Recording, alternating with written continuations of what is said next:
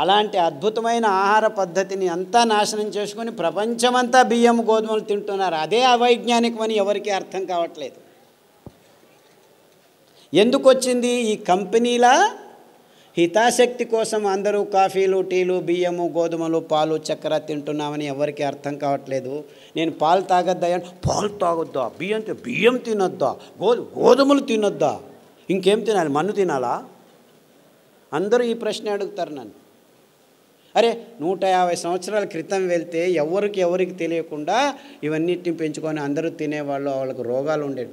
ఈ ఒక్క విశ్లేషణతోనే నేను ఈ ధాన్యాల్ని వెతకడం మొదలుపెట్టాను. 30 సంవత్సరాల క్రితం అమెరికా వదిలిపెట్టి పల్లెల్లో తిరిగి ఈ విత్తనాల్ని తీసుకొచ్చి మా ఇంటి వెనక పెరట్లో కొద్దిగా పెంచి మళ్ళా రైతులకిచ్చి ఆ ధాన్యాన్ని నేనే కొనుక్కొని రోగులకిచ్చి బాగవటం. మొత్తం 8 సంవత్సరాలు నేను ఒక్క మాట మాట్లాడలేదు. నేను ఆలోచించింది కన్ఫర్మ్ కరెక్ట్ అని తెలిసిన తర్వాత పల్లెకు వెళ్ళి మాట్లాడడం మొదలుపెట్టాను. వేల మంది రోగులకు బాగైన తర్వాత చెప్పడం మొదలుపెట్టాను.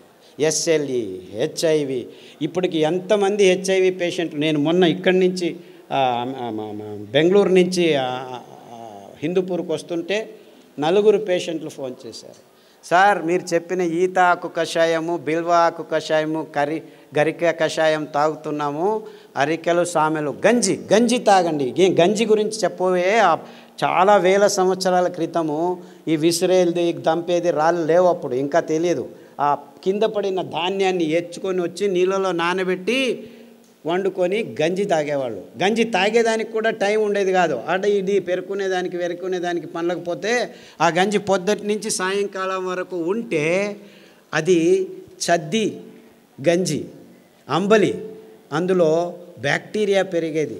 ఆ బ్యాక్టీరియా మన పొట్టలకి అతి ముఖ్యమైనది, అతి రోగ నిరోధక శక్తిని మన దేహంలో పెంచేది. ప్రోబయోటిక్స్ అని ఈ మధ్య కొత్తగా మొదలుపెట్టారు ఈ డాక్టర్లు, ఇంజనీర్లు అందరూ.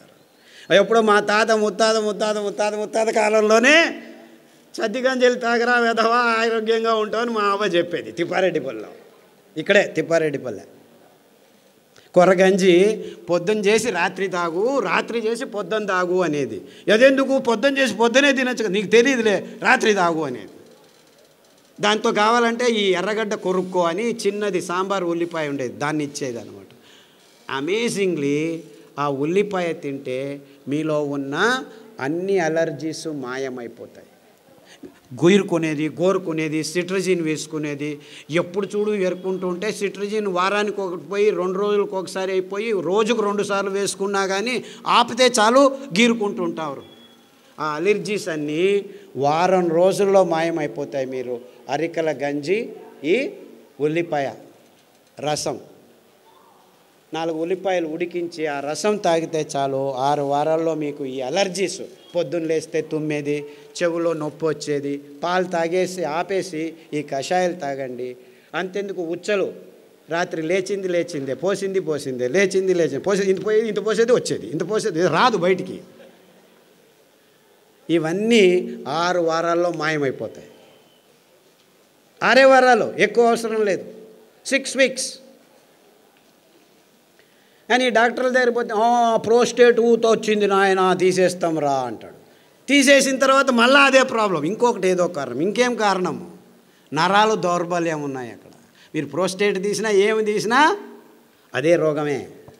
సో తీయకముందే ఇట చేయండి, హ్యాపీగా ఆ ప్రోస్టేట్ సరిగ్గా అయి కూర్చుంటుంది, ఇంతలా ఉండేది సన్నగా అయి కూర్చుంటుంది. 6 వీక్స్. ఇలా చాలా రోగాలకి ప్రతిదినం సతమవుతున్నాను. నేను చెప్పేది క్యాన్సరు, HIV గురించి ఆలోచించద్దండి. చాలామందికి ఇంకా రోగాలు రాలేదు, 120 మందికే వచ్చింది. ఇంకో 300 రోజుల్లో చాలామందికి వస్తాయి.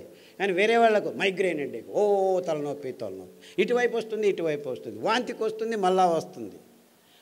ముట్టయినప్పుడు ఆడపిల్లలందరూ కింద బడి ఎంత నొప్పులో, నో ప్రాబ్లం, ఒక ట్యాబ్లెట్ వేసుకో, ఎన్ని రోజులు వేసుకుంటూ ఉండు, కిడ్నీ లేచిపోయేంత వరకు వేసుకోవాలి. కిడ్నీలు లేచిపోతున్నాయి ఆడవాళ్ళకి, ముట్టు ప్రాబ్లమ్స్ కోసం పెయిన్ కిల్లర్స్ తీసుకొని, నో ప్రాబ్లం, డయాలిసిస్ యూనిట్ ఉంది, రండి. And this is science for you. ఈ డాక్టర్ల దగ్గర చుట్టూ తిరుగుతుంటే మీకు ఏం దొరుకుతాయి? ట్యాబ్లెట్లు, ఆపరేషన్లు, అంతకంటే ఎక్కువేం దొరకదు. ఆరోగ్యం దొరకదు, ఆరోగ్యం ఆసుపత్రుల్లో లేదు. వద్దులేండి, చప్పట్లు వద్దు, ఆలోచించండి, అంతే చాలు. ఇంకా ఎలక్షన్లు రాబోతున్నాయి, రాజకీయ నాయకులు వస్తారు, చప్పట్లు దాచిపెట్టుకోండి.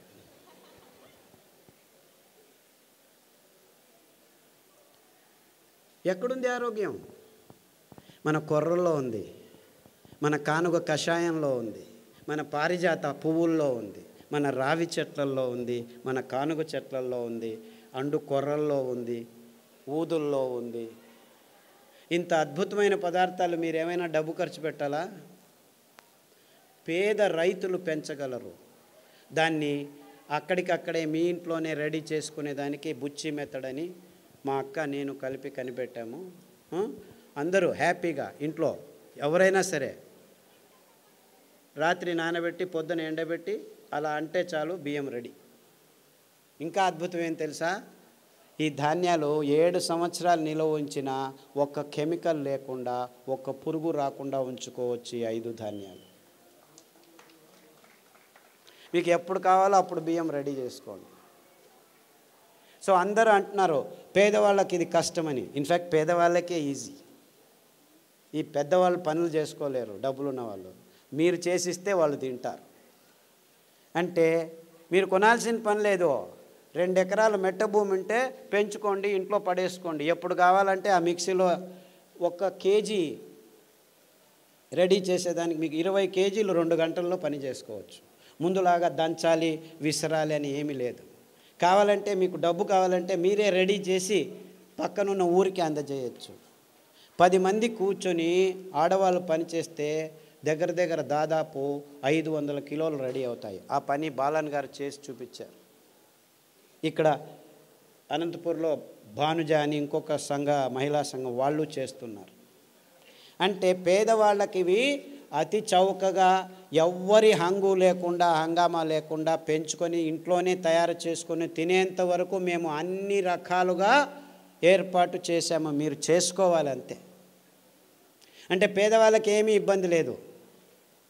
ఇంకా కొనుక్కునే వాళ్ళకే 100 రూపాయలు ఆ కేజీ, 150. యాక్చువల్లీ రైతులకు మీరు 10 రూపాయలు, 11 రూపాయలు మధ్యవర్తులు తింటున్నారు మధ్యలో. అయినా కానీ 100 రూపాయలు ఇచ్చి కొన్న 1 కేజీ 10 మంది తినచ్చు మీరు. ఎందుకు? ఇందులో పీచు మధ్యలో ఉంది. నానబెడితే, రాత్రి నానబెట్టి పొద్దున వంట చేస్తే 1 కేజీ బాగా వికసించి అరలితే మీరు 10 మంది తినొచ్చు అనమాట. అదే బియ్యం అయితే వరి బియ్యము కేజీకి 4 తిని ముగించేస్తాం అనమాట. అంటే 1 కేజీకి 4, ఇక్కడ 1 కేజీకి 10 మంది. వీడు 30 రూపాయలు కేజీ అనుకో, 30 × 2.5 కేజీలు అంటే అది అంతే అయింది కదా. ఆ బియ్యం తిన్న తర్వాత మీరు ఎక్కడికి పోతున్నారు? ఆసుపత్రిలో చుట్టూ తిరుగుతున్నారు. ఈ బియ్యం తింటే మీరు రైతుల దగ్గరికి వెళ్ళచ్చు. అంటే నిజంగా మీరు ఎవరి చుట్టూ తిరగాలి? ఆరోగ్యం కావాలంటే ఎవరి దగ్గరికి వెళ్ళాలి మీరు? ఇన్ఫ్యాక్ట్ నిజంగా మనకు ఆరోగ్యం కావాలంటే ఆ రైతుల వైపు మన ముఖం చూపించాలి, వాళ్ళను గౌరవించాలి. వాళ్ళు పెంచే ధాన్యానికి విలువ ఇచ్చి భక్తితో తీసుకుంటే వాళ్ళు బాగుపడతారు, మనము బాగుపడతాం. అర్థమవుతుందా?